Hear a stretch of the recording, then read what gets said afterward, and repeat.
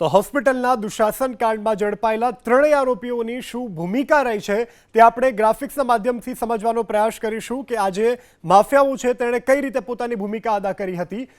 આ જે દુશાસન કાંડ છે તેના માફિયા પ્રજ્વલ તૈલી છે કે જેણે મેગા MBBS નામની યુટ્યુબ ચેનલ બનાવી હતી અને મેગા ડેમોઝ ટેલિગ્રામ અને ગ્રુપ બનાવ્યા હતા અને આ ગ્રુપના માધ્યમથી તેઓ આખું સમગ્ર આ જે દુશાસન કાંડ છે તે ઓપરેટ કરતા હતા।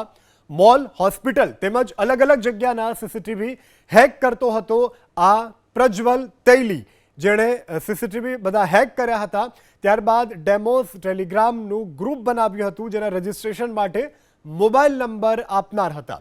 तो आखुं आ ग्रुप बनावी अने बीभत्स विडियो जे छे ते तेओ बतावता हता। प्रज पाटील के ग्रुपमां सब्सक्रिप्शन माटे रूपिया लेवामां आवे ते माटेनुं बैंक अकाउंट पण प्राइवेट करावनार हतो आ प्रज पाटील के जे पण आमां संडोवायेलो छे।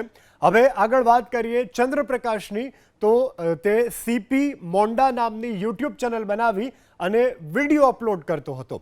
आ त्रण दुशासन के जेणे आ समग्र प्रकरणमां महिलाओना जे चेकअप थता हता तेना विडियो वायरल कर्या हता।